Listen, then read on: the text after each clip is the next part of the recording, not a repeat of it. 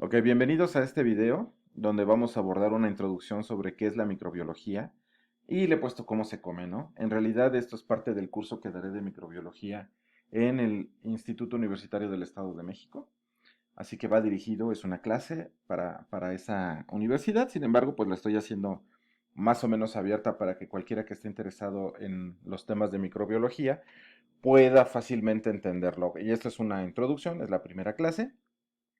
Le he puesto parte uno sus orígenes. Aquí sí es sumamente eh, importante que ustedes vean un poco de la historia de cómo surge esto. Bien, sin más, pues vamos a arrancar con el primero o el que inicia todo. Y por raro que parezca, pues todo se lo debe a este hombre, que es Anton van Leeuwenhoek. Claro, digo, por raro que parezca, porque a lo mejor ustedes han escuchado muchas veces ese nombre y ustedes lo relacionan de inmediato con un científico creador de la, bueno, no creador, sino el padre de la microbiología. En realidad, sus orígenes son un poco más diferentes a lo que uno podría pensar, o un poco más diferente. Él no era médico, no era biólogo, claro, ahora se le reconoce más como un naturalista, como un biólogo, pero en realidad él no estaba relacionado con las ciencias naturales. Su origen, obviamente, nacido en los Países Bajos, y entre otras cosas, pues una de las cosas que se le reconoce, pues es que era comerciante de telas. Y al comerciar con las telas, él empieza a desarrollar una serie de lentes de aumento, ¿no? Unas lupas, por llamarlas de esa manera, pero él tuvo que aprender, o sea, él tuvo que aprender a soplar el vidrio, a pulir el vidrio, etcétera, etcétera. Y la intención que él tenía era observar el tejido de la tela que estaba comprando, para ver qué tan fina era en realidad y qué tan bien tejida estaba. Esa era la idea principal de este hombre como comerciante. Lo que él después vino, y obviamente eso se le tiene que reconocer, pues es este interés científico que siempre les digo que todos tenemos, este interés científico en una vez que tuviste ese avance tecnológico, porque él tenía el avance tecnológico. Incluso él se muere y no revela el secreto con el cual hacía los lentes, ¿no? Que eran unas lentes de muy, muy, muy buena calidad. Él nunca lo revela, se va a la tumba, se lleva a la tumba, perdón, este secreto. Hoy en día, pues ya, digo, posteriormente se descubrió cómo, ¿no? No, tampoco era que fuera muy complejo, bueno, al menos en esa época yo debió haber sido muy complejo, pero después los avances tecnológicos permitieron reconocer. Hoy en día hay lentes mucho mejores que los que él hacía. Sin embargo, con esa capacidad que él tuvo para soplar el vidrio y pulir, creó una nueva ciencia, que fue la microbiología. Bien, una vez que él tuvo esos lentes, pues se puso a observar todo, ¿no? Todo. Bien, Leeuwenhoek, aquí está, en esta imagen les estoy mostrando uno de sus microscopios. Este, eran bastante pequeños, se ponían en un ojo y podía con eso observar las telas. Entonces es una réplica de uno de sus microscopios. Con este sencillo pero muy útil aparato de fabricación casera y artesanal, pues obvio, ¿no? Leeuwenhoek revolucionó la biología y ahora les digo es considerado como el padre de la microbiología. ¿Qué hizo él? Examinó, fíjense, con estos lentes una gota de agua de un lago muy cercano a su ciudad natal y descubrió un mundo formado por millones y millones de diminutos seres que él llamó animálculos o pequeños animales, ¿no? En realidad todavía no había una definición, pues no se conocía lo que era una bacteria, lo que era un protista, lo que eran hongos unicelulares o multicelulares, pero microscópicos. Hoy en día los virus, ¿no? Seguramente él ni siquiera pasó por su cabeza que había cosas que ni siquiera su propio microscopio podía ver. Estos pequeños animales que él descubrió con su microscopio, fueron descritos, él los describió en una serie de cartas y luego decidió enviarlo a diversas sociedades científicas. De hecho, lo mandó a la Sociedad Científica Inglesa y a la Royal Society, que es una de las más viejas de Europa y también muy, muy estricta en cuanto a la gente que participaba con ellos y los descubrimientos, etcétera, etcétera. Pero también a la de París, a la de Francia. Y en ninguno de los dos lados le hicieron caso. Primero, por una cuestión un poco extraordinaria, donde decían que el lenguaje que él utilizaba no era el propio para la ciencia, ¿no? Este, y además de eso, pues al ser mercader y no tener una formación científica, pues seria, no era tomado en cuenta. Pero ven, sin duda fue el primero en observar bacterias y protistas. En 1674 evoca por primera vez las minúsculas formas de vida que observó en las aguas de un lago, que es lo que les digo, ¿no? En un inicio sus descubrimientos fueron ignorados, dados que las cartas que escribía a las sociedades científicas estaban escritas en holandés, en un idioma que se consideraba vulgar, que se consideraba de mercaderes, y por lo tanto un mercader no podía tener un conocimiento científico. Y no es el único, ¿eh? La ciencia está plagada de este tipo de cosas que les estoy diciendo. Quizás otro de los más conocidos sea don Santiago Ramón y Cajal, ¿no? El padre de las neurociencias modernas, cuando desarrolló las técnicas argénticas que podían develar las células neuronales, tampoco fue tomado en cuenta. Y con él fue un poco más complejo porque fue acá a principios de 1900. E incluso le decían a él que era muy probable que fuera artefacto del método, ¿no? El artefacto de la técnica. No estaba bien desarrollada su técnica, le decían a él, y por eso veía esas estructuras. De hecho, él cuenta en la historia que él tuvo que ir por un investigador a Londres y llevarlo a su laboratorio, que déjenme decirles que su laboratorio era muy, muy, muy pequeño, y su microscopio, comparado con los microscopios que ahora tenemos incluso a nivel de la licenciatura, son mucho mejores de los que él tenía. Su laboratorio era muy pequeño, el microscopio era muy elemental, y él también hizo descubrimientos bien interesantes, ¿no? Así está plagada la ciencia, ¿eh? De cosas como estas. Pero vean, a él la Royal Society lo admite como miembro en 1680 y la Academia de las Ciencias de París lo admite en 1699. O sea, tampoco fue tan sencillo para él, pero se le reconoció a fin de cuentas lo que había logrado. Él es el iniciador de todo este movimiento que les estoy platicando, ¿no? Sus principales hallazgos fueron la observación de lo que ahora conocemos como bacterias y protozoos, ¿no? Los glóbulos rojos, por ejemplo, también se sacaba sangre o sacaba gotitas de sangre y se ponía a observar qué cosa había en la sangre. Hoy sabemos que son glóbulos rojos, hoy lo tenemos más claro, pero imagínense en ese momento, es como si pusieran a un niño de cierta edad, digamos unos 12, 13 años, que no ha ido a la escuela y no entiende de que hay seres o que hay microorganismos o que hay seres microscópicos, y lo ponen a observar eso. Pues es muy probable que se maraville, es muy probable que describa lo que está viendo, pero que no tenga idea de lo que está viendo. Digo, ahorita ya les digo glóbulos rojos y ustedes de inmediato evocan ya sus clases de anatomía, sus clases de fisiología y de inmediato dicen, pues los glóbulos rojos son los encargados de llevar, entre otras cosas, oxígeno, ¿no? A los tejidos, de los pulmones a los tejidos. También observó espermatozoides humanos. Este, Aquí tengo un error, déjenme lo arreglo de una vez. Espermatozoides humanos. Describió el ciclo de vida de la hormiga y otros insectos y se puso la idea de la generación espontánea, que era la hipótesis principal en aquel entonces, ¿no? Era eh, cuando él empezó a tomar estas cosas, pues lo que había de hipótesis principal sobre el origen o cómo surgía la vida era a través de la generación espontánea, ¿no? Y él decía que no, que tenía que haber algo, ¿no? Incluso cuando él describe los espermatozoides humanos y se reconoce que sí, realmente hay ciertas estructuras ahí, pues ya viene toda una serie que ojalá en algún momento lo podamos retomar del curso,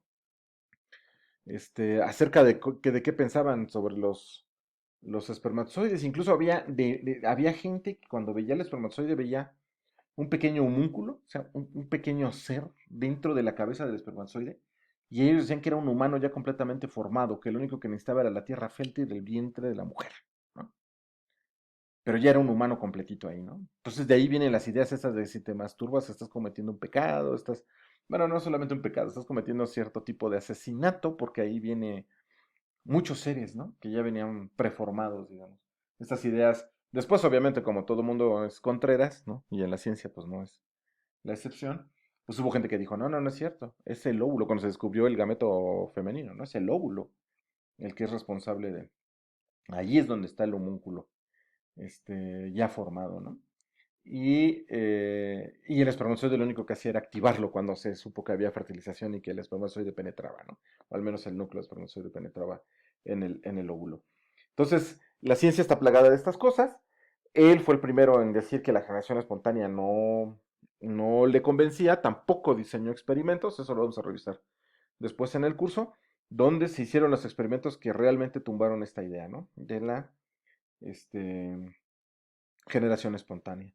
Bien, hasta aquí le vamos a parar con Leeuwenhoek, porque una de las actividades que van a ustedes a realizar, que ya lo subí a la plataforma, es estudiar un poco más la vida de este hombre. Ese fue el origen. ¿Quién continúa con todo esto? Pues el siguiente gran avance lo establece dentro de la microbiología. Viene de otra persona que no es naturalista, que no estaba en el área de las ciencias de la salud, sino de un músico y teólogo de origen danés, Otto Müller, quien amplió los estudios de Van Leeuwenhoek y además esto fue casi 100 años después. Y siguiendo los métodos de clasificación de Carlos Linneo, organizó a las bacterias en géneros y especies. Hoy en día ya casi no se toma en cuenta su primera clasificación. Fue el inicio de la clasificación taxonómica de los microorganismos, por eso se le reconoce, pero hoy en día sabemos que las descripciones que él hizo pues fueron inexactas, ¿no? Entonces hoy en día no se le considera mucho. Lo que sí es que el término pseudomonas hace referencia a un grupo de microorganismos descritos por él, ¿no? Y en esta obra que está ahí, que no sé cómo se lea, pero sería sobre gusanos terrestres y fluviales, y describió por primera vez un microorganismo que denominó monas, derivado de la palabra griega mono, ¿no? Que significa unidad. O sea, monóculo significa un solo ocular, ¿no? Los microscopios monoculares, pues es que tienen un solo ocular. Entonces, mona se refería a que había ciertas bacterias que eran pues, una sola unidad, una bacteria. Ahora se le conoce como pseudomonas, eso es lo único que hasta ahorita, de lo que estuve buscando, pues es lo único que se le reconoce a este hombre. Sin embargo, pues digo, a fin de cuentas, él fue el primero en hacer esto de manera ya sistemática, ¿no? Lo cual es viable y reconocible, ¿no? De aquí, ¿quién sigue con los hallazgos? Pues hasta 1840, y aquí ya se hizo un médico de nombre Friedrich Henle, que ahorita van a ver por qué le suena el nombre, que propuso unos criterios para demostrar que los microorganismos eran responsables de la aparición de las enfermedades en el ser humano, la denominada teoría de los gérmenes de las enfermedades, ¿no? Este, aunque parezca extraño, jóvenes, el origen de las enfermedades antes era considerado hasta casi místico. Si tú enfermabas, había gente que decía que tenías pecados, por ejemplo. Digo, hasta no hace mucho la homosexualidad era considerada también una enfermedad. ¿Me explicó? ¿Qué es una enfermedad? Pues muchos decían es algo que te está pasando el alma, algo que te aqueja. Es muy probable que tengas pecados, que tengas que resolver algunas cuestiones. ¿Me explico? No se consideraba que la enfermedad tuviera un origen, pues mucho menos microscópico. ¿Me explico? O sea, digo, si ya era curioso observar que había animalitos, ¿no? O pequeños seres que vivían en el agua, o que los espermatozoides, o que la sangre tenía ciertas células, pues a nadie se le había ocurrido que a lo mejor esos pequeños organismos o esas cositas podían enfermar un organismo tan grande como el ser humano, ¿no? ¿Sí me explico? O sea, el ser humano tan grande de 1,80, 1,60, 1,70, los que ustedes quieran, ¿cómo podría enfermar por una partícula que ni siquiera se puede ver de manera libre, ¿no? O sea, que necesitamos un instrumento para verlo. Mucha de estas ideas fue por lo cual la enfermedad no era considerada que proviniera de algún agente patógeno. Este hombre fue el primero que empezó a describir eso. Digo, también se le reconoce a él, o lo van a recordar, pues por el descubrimiento del asa de Henle en los riñones. Y fue parte de una gran generación de personajes alemanes. Digo, ¿se acuerdan del asa de Henle? Pues lo acabamos de ver el curso pasado. Y si no, pues revisen, ¿no?, en los videos que tenemos ya subidos aquí en el Iconec sobre los riñones, para que sepan que es el asa de Henle. Este fue el hombre que lo describió. De hecho, también se le reconoce como iniciador de la histología patológica, ¿eh? O sea, uno de los más que estuvieron precursores en esta histología patológica. Pero también pertenece a una gran generación de personajes alemanes como Matthias Jacob Schleiden y Theodor Schwann, que deben de recordarlo, son los creadores de la teoría celular, o con Alexander von Humboldt, que él era un polímata, o sea, ese cuate era de todo, ¿no? O sea, él sabía astronomía, como sabía de geografía, como sabía de un montón de cosas, ¿no? Botánico. pero es muy, muy recordado por sus exploraciones. De hecho, estuvo aquí en Toluca, ¿no? Mucha gente dice que o hay anécdotas que dicen que cuando él vio el nevado de Toluca, dijo, debió haber sido un pico muy alto, cuando en realidad no es que haya sido un pico, ¿no? O sea, bueno, es un poco más complicado lo del volcán, pero tenía razón, sí debe haber sido un volcán mucho más alto de lo que es ahora. Entonces, que pertenece realmente a una gran generación de personajes alemanes, Henle, y también se le reconoce pues, por sus avances dentro de la microbiología. Y de ahí pues tenemos otros hallazgos. Ya en la década de los 70s y 80s, Robert Koch y Louis Pasteur confirmaron las ideas de Henle mediante una serie de experimentos en los que demostraron que los microorganismos eran responsables de la aparición del carbunco, la rabia, la peste, el cólera y la tuberculosis. Eso lo vamos a abordar cada uno de estos poco a poco, ¿no? Ahorita les estoy dando como la introducción, les estoy dando más o menos de qué va el curso, hacia dónde nos vamos a mover, cómo le vamos a estar haciendo. En realidad estos dos hombres que pues seguramente lo han escuchado, Pasteur, que además de haber estado involucrado en la creación de las vacunas, pues hizo la famosa pasteurización, o el mismo Koch, que decía, o Koch, que decía que las enfermedades eran definitivamente derivadas de microorganismos, pero además lo que hicieron ellos fueron los experimentos con los cuales demostraban, ¿no? Que eso que ellos estaban eh, pensando era realmente cierto, ¿me explico? O sea, no nada más era como Leeuwenhoek, que decía, no, pues a mí no me convence esto de la generación espontánea, sino que estos hombres realizaron experimentos por los cuales son recordados y con los cuales demostraron que precisamente no las enfermedades eran producidas por patógenos. Y ya de ahí pues viene algo un poco más desarrollado, ya más cercano a nuestra era. El descubrimiento de la penicilina por Alexander Fleming, ¿no? En 1928. Fleming se atrevió incluso a decir, después del descubrimiento de la penicilina, que más o menos para el año 2000 de nuestra era, ya no iba a haber enfermedades infecciosas porque la penicilina se iba a encargar de destruir a todos los microorganismos patógenos. Obviamente Alexander Fleming no entendía de evolución y lo único que hemos logrado ahora pues es tener animales adaptados, claro, los médicos les llaman resistentes, a la penicilina, ¿no? Después viene la creación de la sulfanilamida por Domack, que es este que está aquí, y de la streptomicina, ¿no? Por Waxman, que es este de acá. También, si se dan cuenta, pues son también antibióticos. ¿Por qué? Porque pues obviamente el uso indiscriminado de penicilina empezó a tener sus consecuencias. La penicilina sería como el agente selectivo, pues obviamente las bacterias tienen muchos millones de años, o sea, las bacterias son los primeros organismos en poblar la Tierra. Y Alexander Fleming, que en 1928 creyó que podía contra eso, ¿no? Y es muy complicado. Es interesante, vamos a revisar cuando veamos la anatomía bacteriana y veamos alguna otra serie de cosas, pero estos son también hallazgos interesantes. Otros de los hallazgos que me parece también son sumamente importantes en la microbiología, pues es lo que hizo Enders, ¿no? Que fue el primero en cultivar virus en cultivos celulares, proporcionando así un medio para la producción a gran escala de cultivos víricos para el desarrollo de vacunas. Así es, este hombre fue el primero en que ya empezó a hacer o sembrar virus, más bien inocular virus, en células en laboratorio, ¿no? Antes se tenía que utilizar en caballos, ustedes saben toda la historia está donde se utilizaban animales para poder producir los anticuerpos y luego hacer toda una serie de cosas. Digo, hoy en día si se meten un poco más a la literatura, aquí les estoy hablando de manera muy general, van a observar que ya hay muchísimos avances, no solamente de la microbiología, sino unido a otras áreas, ¿no? La microbiología, como vamos a ver más adelante, es un área, una área de la ciencia que es multidisciplinaria como muchas otras áreas, ¿no? En algún momento en fisiología veíamos también que es un área multidisciplinaria donde hay ideas de mucha gente que vienen de diferentes formaciones, ¿no? En la neuropsicología o neurofisiología, pues puede haber psicólogos, puede haber médicos, puede haber biólogos, puede haber químicos, de muchas áreas. En el caso de la microbiología es muy, muy, muy parecido, aunque sí es cierto que hay licenciaturas especializadas o maestrías especializadas en la microbiología. También es cierto que es un área multidisciplinaria.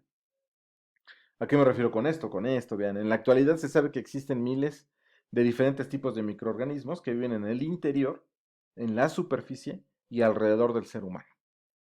Fíjense bien, hoy en día se cree que incluso hay parásitos, hay microorganismos que están dentro de los intestinos, que nos ayudan a prevenir enfermedades, por ejemplo, o a un buen crecimiento, ¿sí? Incluso se habla, no sé si han escuchado hablar de los intercambios, no, se llama inoculación fecal, donde utilizan o sacan bacterias de gente que es aparentemente sana, que no tiene problemas intestinales, y inoculan intestinos a través del colon para que esas bacterias recolonicen el intestino. ¿Cuál es el gran problema que tenemos? El uso indiscriminado de antibióticos, que no solamente mata a los microorganismos malos, sino también mata a los buenos, y esto cambia el equilibrio, lo que yo como biólogo diría, la ecología de los microorganismos en el intestino.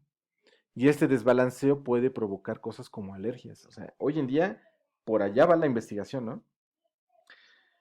Obviamente también sabemos que hay centenares que son capaces de provocar enfermedades graves. Más adelante vamos a ver también que hay microorganismos que son patógenos y otros que no son patógenos, sino que son oportunistas. Es decir, que los tenemos normalmente en el cuerpo, pero en cuanto un patógeno llega y nos baja las defensas, entonces estos entran también y se vuelve una cosa espeluznante de infección. Bueno, para entender esta información y organizarla de una forma útil, es importante conocer algunos aspectos básicos de la microbiología. Y en principio les voy a decir que los microorganismos pueden subdividirse en 4 grupos: virus, bacterias, hongos y parásitos. Claro, esto que les hablo de parásitos significa que hay bacterias parásitas, hay hongos parásitos, pero también hay bacterias de vida libre, pero también hay hongos de vida libre. Vamos a ver todas estas, a lo largo del curso, todas estas simbiosis que hay con el humano, ¿no? O sea, desde el mutualismo, el comensalismo, el parasitismo, parasitoidismo, etcétera, etcétera, etcétera. ¿Cuáles son las lecturas recomendadas? Pues Cazadores de Microbios, me parece que eso es indispensable, ¿no? Para que ustedes comiencen a entender esta parte de la microbiología. En el área donde ustedes están desarrollando, que obviamente, como les decía al principio, la clase está hecha para la gente del UM, sobre todo en la licenciatura de odontología, pues obviamente los microorganismos de la cavidad oral son sumamente importantes. Los que producen la caries, los que producen las inflamaciones de encías, ¿no? Los que producen todas las enfermedades bucales que van ustedes, o perdón, orales que van ustedes viendo, van a ir viendo a lo largo de su licenciatura, pues obviamente recaen en esta ecología bucal, jóvenes. Ecología de la microbiota de la boca, así como lo escuchan. ¿De qué depende esa microbiota bucal? Pues hasta de lo que comemos. No va a ser lo mismo que ustedes tengan una dieta rica en carbohidratos y azúcares a que la tengan rica en grasas y proteínas. ¿Me explico? La dieta es sumamente importante, la genética es otra importante variable dentro de eso que les estoy hablando de la microbiología bucal. Y además el sexo, para acabarla. No es lo mismo hombres que mujeres y además no es lo mismo una mujer en cualquier fase de su periodo menstrual o cuando está en etapa reproductiva, por ejemplo. ¿Me explico? Son diferentes cuestiones que están afectando la microbiota que tendrían en la boca. Bien, esta sería la primera clase, es la clase introductoria. Espero les haya gustado. De aquí vamos a partir para las demás clases. Por favor, si les gustó, pues síganos en el Iconec. Obviamente esto lo están viendo ya aquí en nuestro canal de YouTube, pero también síganos en Instagram y síganos en Facebook. Ahí generalmente en Facebook lo que hacemos es colocar mucha información nueva, ¿no? De ciencia que va surgiendo del día a día. En Instagram colocamos muchas fotografías de lo que hacemos. Si les interesa, si están de acuerdo con nosotros o cómo damos nuestras clases, pues únanse no solamente a nuestro canal de YouTube, sino también síganos en las redes sociales. Y hasta aquí este video. Nos veríamos en la próxima ocasión. Hasta pronto, jóvenes.